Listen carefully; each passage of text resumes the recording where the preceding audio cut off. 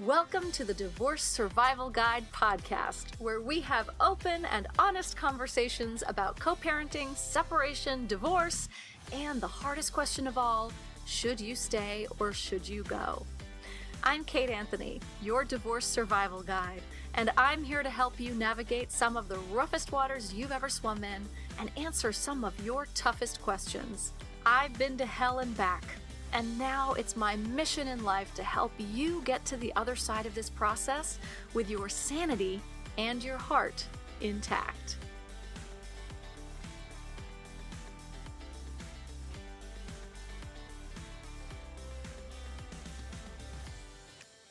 Hey everybody, welcome back to another episode of the Divorce Survival Guide podcast. I am your host, the Divorce Survival Guide, Kate Anthony. And I'm so glad you're here. Last week, I forgot to mention that on last Wednesday, our podcast turned 2. She's such a little baby. She's only 2 years old. And I call her our podcast, not because there's more than just me here. I mean, there is. There is my amazing podcast producer, Darlene. But I say we because I include all of us, all of you in this. However many thousands of you are listening to this right now, which just blows my mind, that our podcast is 2 years old and that I've been doing this for 2 years and that you have been here with me, some of you, for that entire time. I'm just so grateful. I'm so grateful. So happy birthday to all of us. And happy birthday to the Divorce Survival Guide podcast. Woo woo. A little baby toot horn for our little 2-year-old podcast. Anyway, you know, when I do these solo episodes, sometimes I really I script them out and I think long and hard and I bullet point and all of those things. And today I've just kind of been sitting here slightly stuck about what it is I want to share with you guys today. And I think that, you know, one of the things, I feel like there's a lot of things that I talk about that are recurring themes that I talk about all the time. And sometimes I get sick of myself talking about them. Like truth, you guys. Sometimes I get really sick of myself talking about the same things over and over and over again. And one of the things I did today was I texted a friend of mine who's going through a divorce, and I was like, hey, what should I talk about? Do you have any burning questions? And he said, you can talk about cravings. He said, I think that given the shit that is happening in the world, we turn to safety and fantasy and imagination to numb our true selves, and we give up the authentic fight. How gorgeous is that? This is my friend. He speaks in poetry like this. And there's always so many layers to things that he says that I'm like, oh, wow, that's really cool. But I really think that that's beautiful. And I think that that is so true, you know, and given the shit that's happening in the world today, I mean, we're in a time, man. I mean, we just are wrapping up impeachment hearings. We have, you know, I really try to stay off of politics in my podcast. I have political leanings, obviously, that are very much in line with the work that I do. So it shouldn't be much of a surprise to anyone that I am not a fan of the man currently occupying the White House. And I'm not a fan of the way our political system is really mirroring, or the way, you know, our personal lived experiences, right? Or that the way our personal lived experiences are mirroring the political landscape, right? But I mean, let's just call a spade here. We have got, we're in the middle of the Me Too movement. And, you know, there's an energetic thing that happens, right? When something starts to be dismantled or be taken down or pulled apart, like the patriarchy, energetically, it sort of rears back and tries to regain, you know, to hold on to the last grips of power. in some very overt ways. And I think that's really happening right now, right? I think that white men in particular are feeling a sense of urgency that they're losing their positions of power. And this is creating pushback in all areas. And we see it playing out in politics. We see it playing out in our marriages, in our homes. For a lot of you, this is true.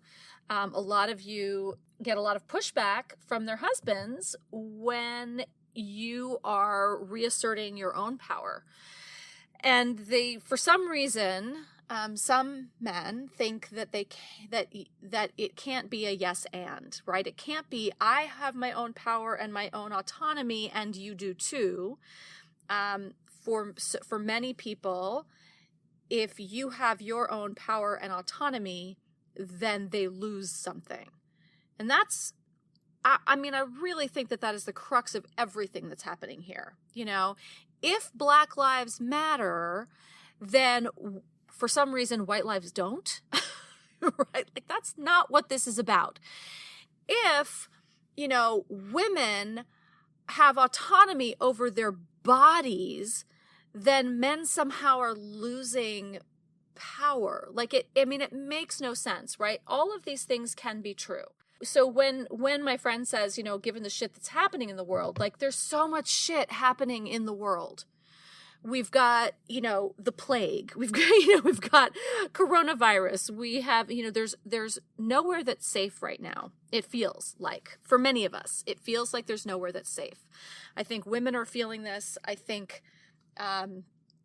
you know, marginalized people in marginalized communities are feeling this more than anyone, right? We've got Black men being shot by police at alarming rates. We've got Black women who are possibly the most oppressed in our entire country. We have, you know, Latinx people being locked up in cages. I mean, there's just so much happening, you guys, and there's so much fear, right? There's just so much fear happening. And I think that my friend is right. Like, we turn to safety in fantasy and imagination to numb our true selves. And I guess I want to talk about this because there's so many ways in which we do this, right? We do this with food, right? We numb ourselves out with food. I know I do that. You know, this is one of my long time struggles is with food and stuff. And I've been noticing lately that the mindlessness with which I will eat sometimes, especially at night when I'm alone in front of the television. I'm just going to say it. You know, we do it with shopping. We do it with drinking. I don't do that anymore. But I sure as hell did for a long ass time. And we do it with fantasizing about other people. We do it with fantasizing that somebody else is going to fix us, that the relationship that we're in isn't good or healthy or whatever, right? And so we fantasize that another person, like, well, if we just trade out the person, everything will be fine. And, you know, first of all, that's never true. Even if your marriage isn't good or healthy, or the right marriage, another person isn't going to be the answer. You are always the answer. And this particular friend of mine is, you know, speaking from personal experience from, you know, his marriage falling apart, right? And without giving away any of his story, but the point is that, you know, we are always the answer. It's not about the other person. It's not, you know, now listen, as you know, I don't believe that affairs occur in vacuums. I believe that there's always a reason that someone cheats. So whether you've been cheated on or you have cheated, or come close to, or had an emotional affair, or anything like that, right?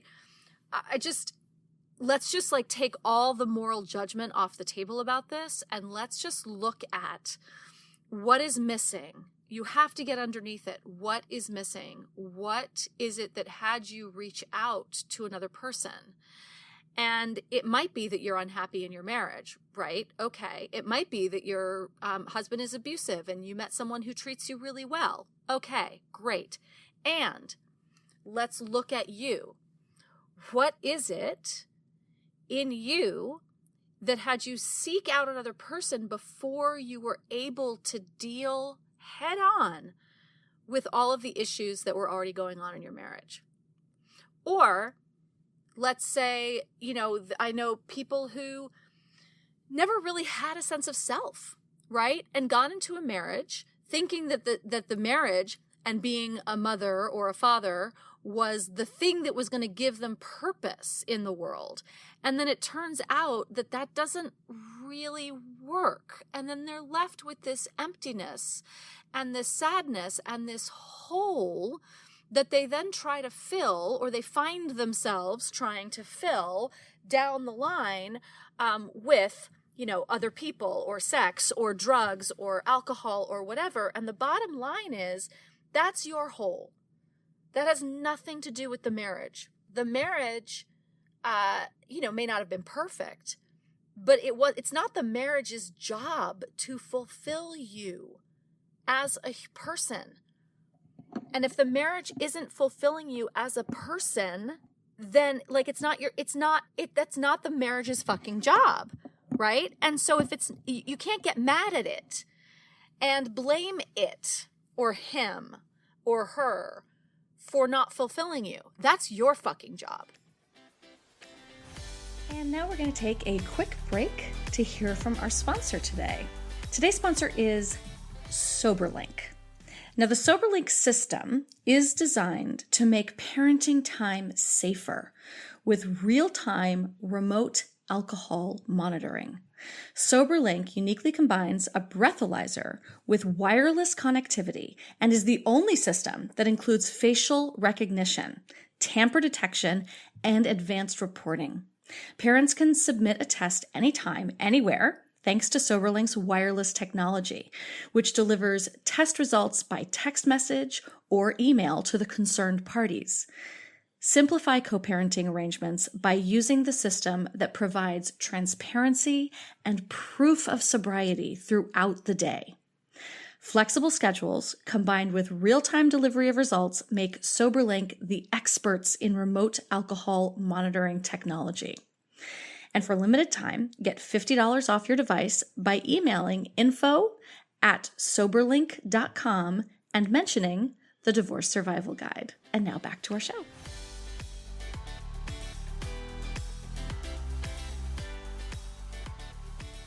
Your job is to fulfill yourself. Your job is to find your passion, to find the things that fill you up and light you up outside of other people, and that includes your children.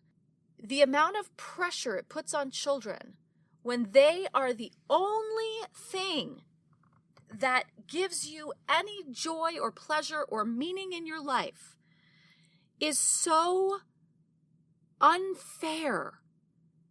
And it is not their fucking job to be that for you. It's so much pressure.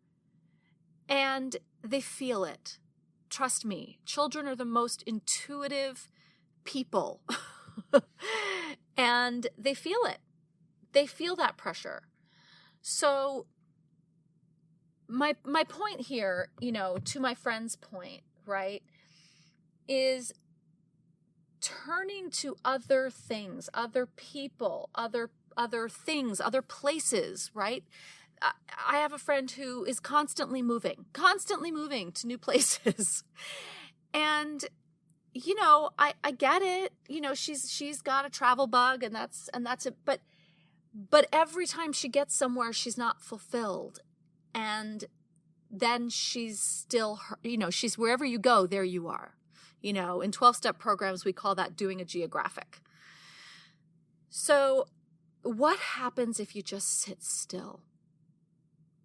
What happens if you just sit still with all of the shit that's happening in the world or in your life, with all of the ways in which you feel dissatisfied, unfulfilled, less than, not enough, what if you gazed into all of your own holes, all of those holes inside of you, and examined them for what they are? What might be possible for your relationship? What might be possible for your marriage? What might be possible for you? I mean, for God's sake. Because it all starts with you. Every ounce of it. There's not another person in this world who will fulfill you, who will make you whole, who will satisfy you. Not a partner, not a parent, not a child. All of that work is in you. And the more we turn to outside forces, the more we are numbing that pain. We're just covering it up momentarily. You know, have you ever met someone that you're just like, there's like a void, like it's a bottomless pit of need. No matter what I do or say, it's never enough. It never fulfills them. It never, right? That's what we're talking about. You can see it in other people. But do you have unreasonable expectations of your relationships? I have a friend once who, during his divorce, his wife said to him, 80% of it was really good, but there was just that 20%. And he was like, oh my God, you threw away 80% because of 20%? And I happen to know in this particular situation that 20% had nothing to do with him. That was all her. And her unwillingness to do the work to fulfill herself, right? So, I'm saying this because I don't want that to be you. I don't want you to have unreasonable expectations of a marriage and thinking that a marriage is responsible for fulfilling you 100%. And for you to be dissatisfied with 20% and throwing in the towel because, it's not 100%. That's crazy. This is the work you need to do in order to really dig deep into yourselves and know, like, okay, where are my holes and what is my job to fill? And where am I falling short of serving myself and expecting other people to serve me where I'm not serving myself? You cannot be for anyone, including your children, what you're not willing to be for yourself. That's a tenet that we hold as coaches. I cannot ask my clients to go anywhere I haven't been willing to go myself. So when I talk about this shit, y'all, I'm talking from experience. I am talking as somebody who had no sense of self. None whatsoever. I was an empty shell of a human being. And, it was really through doing my own therapy work towards the end of my marriage that I was able to see that, actually doing the work for me enabled me to leave my marriage. I started to gain that strength so I could realize that, like, oh no, I have not been fulfilling myself, but also I have my own holes, but also this relationship, this marriage, this man has been drilling holes into me for 10 years. And now that I'm able to fill my own holes and stand strong in my own self, I no longer choose to be with someone who's going to be drilling holes in me. That's the other side of this, right? This is the discernment work. This is why discernment work is so complex. Should I stay or should I go is the most complicated and complex question you can possibly be asking yourself for all these reasons.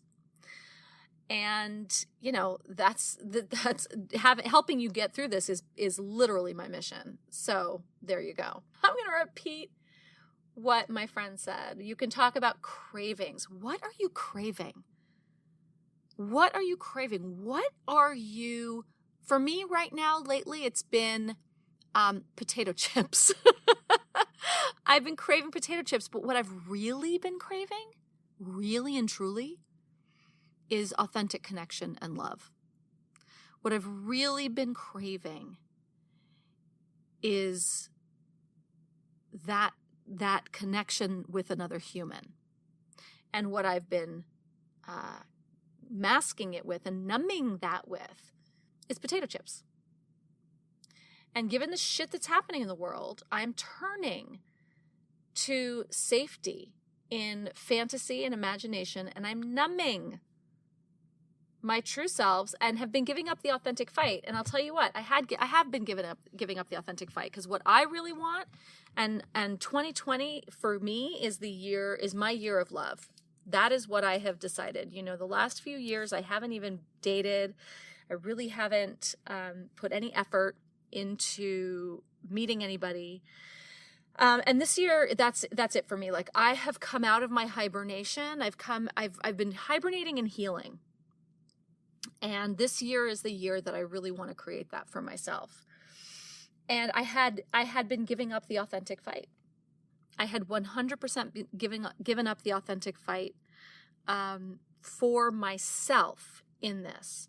And by the way, it is completely tied to the shit that's been happening in the world, because I spend so much time in these stories and in your world, and if you think about your story and how you're feeling in your current relationship, and then you multiply that by like a couple thousand, that's what I'm carrying every day.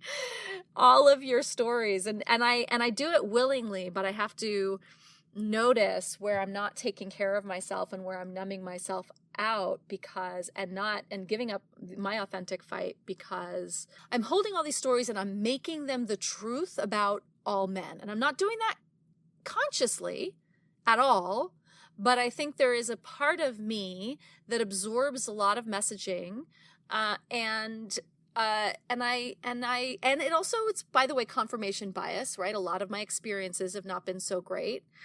And so being in relationship with amazing men like this friend who texted me this has been so healing.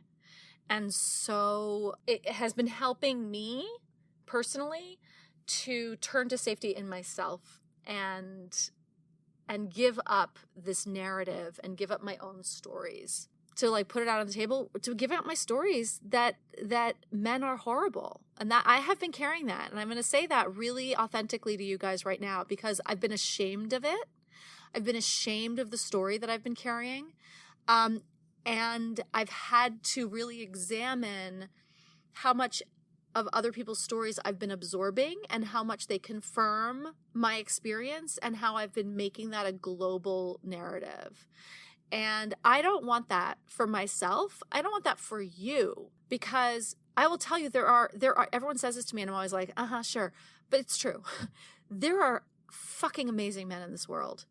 And there are men who are fighting alongside us for all of our rights and, you know, to dismantle the patriarchy and all of it. And there are just good men who are just genuinely wonderful human beings. And I personally have lost sight of that. And so this year for me is about reclaiming that for myself and for you, and helping us all hold that truth as really profound and really true. Hold that truth to be true. So that's all I have to say about this. I love you guys. You know that I do. I appreciate you spending this time with me. I appreciate you showing up week after week. I appreciate the last 2 years of building this podcast and building our relationships and building my Facebook group and all of the conversations that we have. I take them so much to heart. I think about you guys like all day, every day, literally. No wonder I'm not in a relationship, you guys. I'm in a relationship with you. And that's not going to stop, but I'm also making room for the other now. Have a fantastic week. Happy birthday to the Divorce Survival Guide podcast. happy birthday to all of us for doing this work, and I love you. Thanks for tuning in to another episode of the Divorce Survival Guide podcast. If you like what you hear, head on over to Apple Podcasts or wherever you listen in and leave me a review. And don't forget to follow me on Instagram at the Divorce Survival Guide. I'll see you next time, and until then, remember, you, my love, deserve to be happy.